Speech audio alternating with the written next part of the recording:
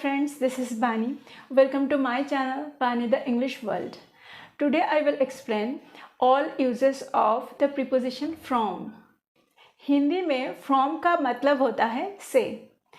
हिंदी से English translation करते समय from का यूज़ से मतलब सेपरेशन के अर्थ में किया जाता है. तो चलिए शुरू करते हैं. पहला यूज़, जब कोई वस्तु किसी वस्तु से अलग हो रही हो तो ये जो से, किसी वस्तु से, ये जो से है, ये से को हम हिंदी से इंग्लिश में अनुवाद करने के लिए फ्रॉम का यूज़ करते हैं. चलिए कुछ एग्जांपल्स देख लेते हैं.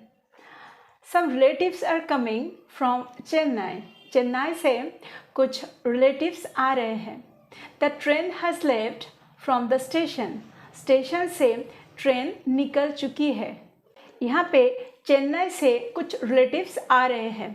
चेन्नई से तो from Chennai. The train has left from the station. Station से ट्रेन निकल चुकी है. स्टेशन से, ये से को व्यक्त करने के लिए हमें यहाँ पे फ्रॉम का यूज़ करना पड़ता है. अब चलिए देखते हैं फ्रॉम का दूसरा यूज़. कारण या कॉज को व्यक्त करने के लिए भी हम फ्रॉम का यूज़ करते हैं.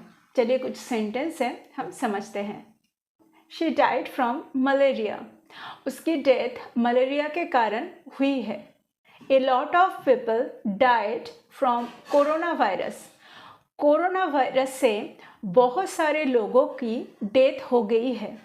तो यहाँ पे कोरोना वायरस से मतलब कोरोना वायरस के कारण. अब चलिए देखते हैं फ्रॉम का नेक्स्ट यूज़. फ्रॉम का यूज़ किसी समय को बताने के लिए मतलब पॉइंट ऑफ टाइम को बताने के लिए यूज़ किया जाता है. यहाँ पे जब किसी समय से बोलना होता है तब हम फ्रॉम का यूज़ करते हैं. चलिए देखते हैं कुछ examples. Meghla will work from 8 o'clock. Meghla 8 बजे से काम करेगी. She will work from today. वो आज से काम करेगी. Rahul was in Delhi from Sunday to Thursday. Rahul Sunday से थर्सडे तक दिल्ली में था. फ्रॉम का यूज़ कोई source, starting point, source of origin को व्यक्त करने के लिए यूज़ किया जाता है. She got this news from Shalini. उसे ये खबर शालिनी से मिली. I read this from the internet. मैं ये पढ़ी थी इंटरनेट से. Rahul is from Gujarat. राहुल गुजरात से है. अगर हमें एक वस्तु से भिन्न गुण वाले दूसरे वस्तु बनाने की वाव को व्यक्त करना है तो भी हम फ्रॉम का यूज़ करते हैं. Bread is made from flour. रोटी आटे से बनाया जाता है. Curd is made from milk. दही दूध से बनाया जाता है. दूध से जब दही बनता है तब ये भिन्न गुण वाली वस्तु हो जाता है. दही से हम वापस दूध नहीं बना पाते हैं. रोटी जब आटा से बनता है तब हम वापस आटा नहीं बना पाते हैं. वो एक भिन्न गुण वाली वस्तु हो जाते हैं. तो यहाँ पे हमें फ्रॉम का यूज़ करना पड़ेगा. तो कोई भी वस्तु से अगर भिन्न गुण वाले कोई दूसरा वस्तु बन जाता है और वहाँ से वो वापस उसी वस्तु में वापस नहीं आ पाते हैं तब हम फ्रॉम का यूज़ करते हैं. अब चलिए देखते हैं फ्रॉम का नेक्स्ट यूज़. दूरी बताने के लिए भी हम फ्रॉम का यूज़ करते हैं. चलिए कुछ एग्जांपल से समझते हैं. Our city is 15 kilometre far from hair.